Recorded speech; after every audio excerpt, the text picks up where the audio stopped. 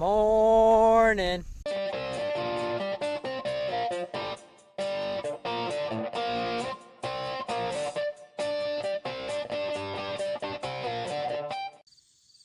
I guess I'll start off by saying the sad news. So this is Blackie. This is our international. I think it's a 1990. It's a 1997. Grandpa got it in 99, probably with maybe 100,000 or 200,000 miles on it. And been on the farm ever since. It's been a really good truck for us. Grandpa's baby.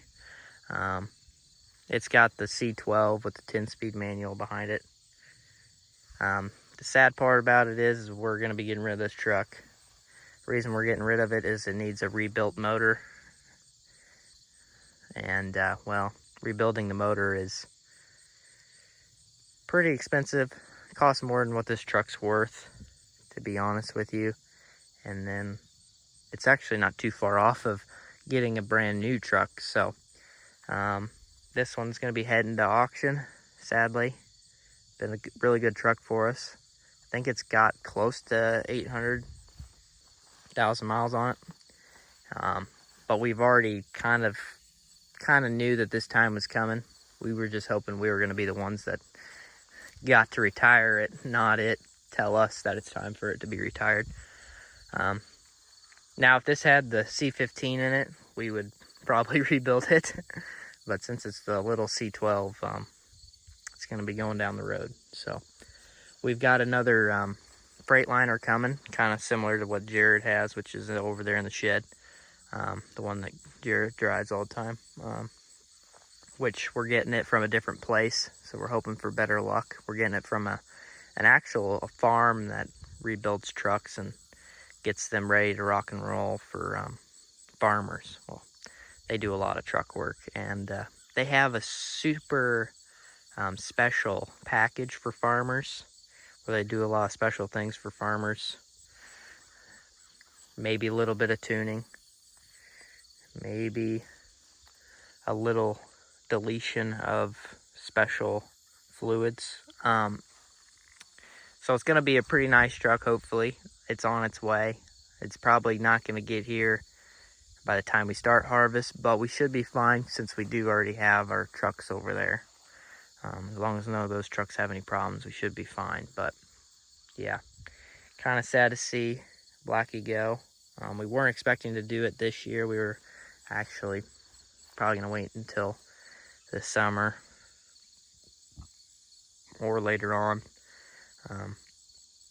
But yeah, it was time was coming, so kind of sucks to see it go. So here's the truck that Jared drives. New truck's probably going to be pretty similar to this one. Actually, it's going to be pretty identical to this truck. Besides, it's going to have prettier rims. It's also not going to have that. So that sticker right there is not completely true anymore. But yeah, it should be pretty similar to this truck. The X15 with the 10-speed manual behind it. Yeah, we're going this route because, well, can't get a C15 anymore, so that kind of sucks. But this truck's tuned up pretty good, so it's a pretty nice truck. We'll see how the truck that's coming is tuned up. I'd say it might be a little bit more spicy than this truck as well. But yeah, it'll be all pretty rimmed out, so everything will look pretty. So I'm surprised we haven't done that to this truck yet.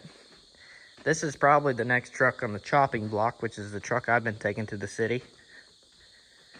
It's a little rough, let's say, and it's probably getting closer to its rebuild time as well. But the thing about it is these Cummins motors are cheaper to rebuild than the Cat motors, which kind of sucks because I like the Cat motors.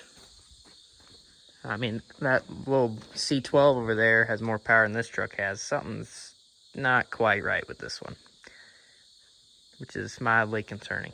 But hopefully it'll hold together before we get the new truck. And then back here is Dad's C15, which is pretty identical truck to that one over there. It's just got the C15 and the 10-speed behind it. This is our highest mileage truck. I think it's close to 900,000 miles. It's had its rebuild quite a few years ago. Yeah.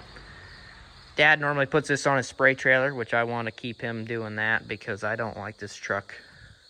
I want to keep this truck for a long time, so I like him not taking it down to the city. That truck over there, oh shoot, it's not even gonna focus. The truck over there is it's a little Cummins motor. I don't know what's in it. It's some little Cummins motor, but it's got our low boy on the back of it to haul the dozers around. That's about it for our trucks. That's about all I got. Yeah, this trailer, I think, this is one of the newest trailers. I think we got it a year ago or two. I don't know. That's all I got. There's Brandon. I don't actually know what he's thinking at the moment. He's not thinking very much. He's gonna fall off. The other day, Jared and Dad saw him in the rafters. He was in the rafters. He got on top of the combine and got in the rafters. You're gonna fall off. Jump. Jump down to that. There you go. Now you got it figured out. He can climb up on the red combine a lot easier because of the big tires. You got it. You got it. There you go. You're getting too old to be doing that. Nah, you're still pretty young. Yeah, I'll get you some food. Well, sorry for interrupting your video, but I wanted to show you guys the new shirts that we got. Woodward Farms on the front, BTO on the back. BTO normally stands for Big Time Operator, but on these shirts, it's Blue Tractor Operator, so that kind of fits me a little bit better. So, thought I'd show you guys that. My dad has the brand new hats. I haven't got a new hat yet. I'm still rocking my old farm hat. So we're not quite starting to combine yet. Probably 2 days from now. Well, we'll probably try tomorrow after church. I have a feeling we will. But I'm down here behind my house or great-grandma's house and cleaning out this little shed. Really, I cleaned it out a while ago. I'm just cleaning it out again. I do plan on eventually, I really want to put chickens in here. Whether or not I do that or not, I don't know yet. But it needs some work. Doors need some work. I'm just going to come in here and I'm going to clean it out again. It's got tons of wasp nests on the ground. There's also wasps flying all over the place.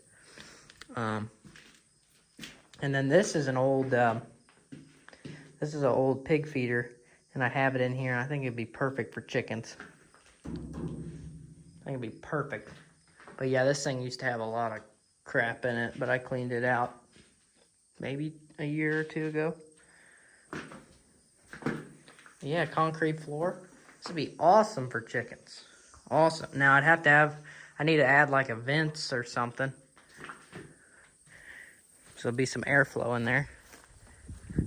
I mean, I do have that chicken coop over there, our old chicken coop, but I don't really like it, and it's kind of falling apart.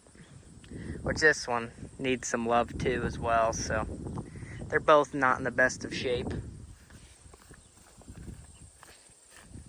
But yeah, I'm gonna sweep this bad boy out and probably not do much more than that, but sweep it out. I might get the measurements on these doors. I might put 2 new doors on it. Or I could add some new boards to it as well. Doesn't seem like that'd be too hard to do. Just add some new boards to it. Need to paint it up again. It's definitely aging. Well, there she is. Sweeped her up a little bit. Still a little bit of stuff there on the edge. Got a ginormous crack in the concrete right in the middle. So there's a big hole there. Stuff there. Also a little bit over here in this corner as well. So there's some weak spots. That's a big weak spot as well. So that's why there's so many wasps that get in here. But yeah.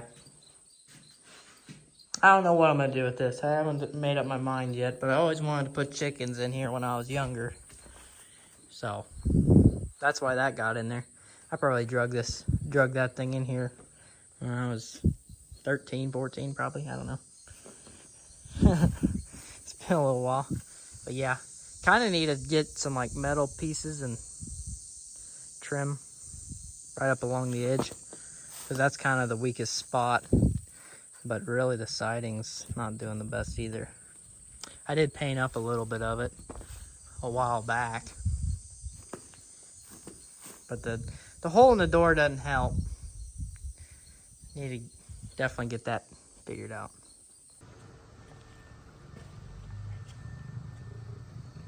Brendan in the wild. Just chilling. So it has been a little while since I brought you guys in the hog barns, and I thought it would be a good time to bring you guys in here, especially since it's the end of the turn, and we're kind of preparing for the next round of pigs to come in. So what we did in these barns is we did add some bracing, some metal around the gates. I'll show you that. I'll hop over the gate and show you. And then also did some slat patch, which is pretty much concrete without little rocks in it, and we put it on top of the slats to patch them up where they start wearing out here around the feeders.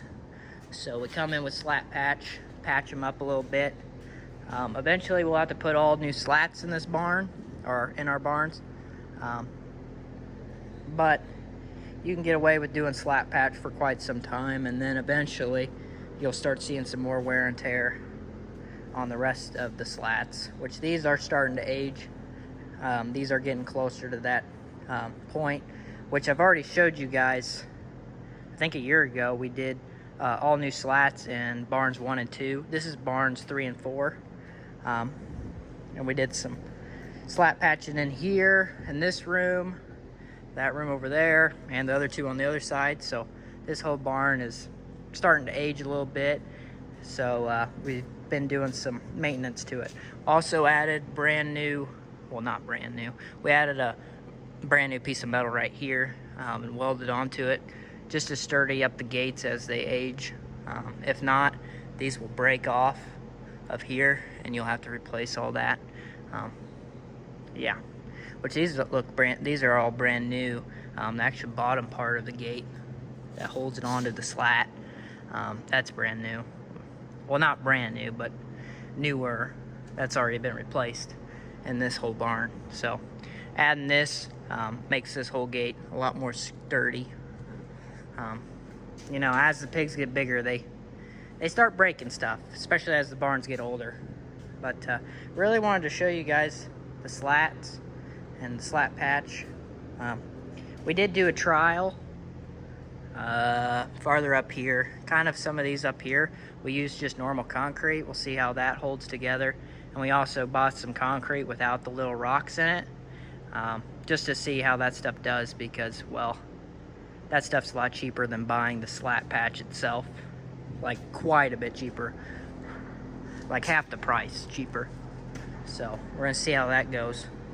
But yeah, almost every pin did some slat patch. We didn't do the metal rods. Roy did. He's the guy that works in our hog barns. He's been doing that in almost all of our barns at the moment. He did this whole barn. He had already done 1 and 2, and 5 and 6 he's working on now, which they are just starting to clean. There's a spot right there that was outside of, up by the feeder. This one needed a lot of patching, but there was a spot right there in the slat that needed replaced. So put some slat patch on it. Yeah, pretty much have to do this at the end of the turn. Just come in, spot in a few spots. Really, it's after 2 turns we come in and do it. But yeah, see, that had already had slat patch. That's some old stuff. Starting to age a little bit, but still pretty good. So yeah, thought I'd show you guys this. So me and Dad did some slat patching today in the room right beside me, which it doesn't take too long. Normally when you have 3 people, that's a perfect number to have, but Aden's not feeling so well, so it's just me and Dad today. But that room really didn't need too much, so it wasn't that bad. This is probably the worst room I showed you guys, because this one almost needed it, almost in every pin. So in the last video, we changed out the pump down at the pond. If you haven't checked that out, I'd highly recommend checking it out. So the barns are all watered with pond water, and the pump comes into here, fills up these 2 tanks, and the pump is turned on and off from that sensor right there, which reads the pressure. So right now, there's no water getting used, so the pump is off. But it fills up these 2 pressure tanks, and then when the water starts going down, it turns the pump back on. Now, if the pump goes down and have problems, we can turn on normal water, which there is a back valve deal there, so pond water can't go back into the system. So we flip that over if we have any problems with the pond pump. And well, the shower, the only thing that's in here that gets ran off of this is the showers, the toilet, and also the sink. That's clean water. But when we're cleaning out the hog barns and the pigs are drinking water, that's coming from the pond, unless we're having problems, of course.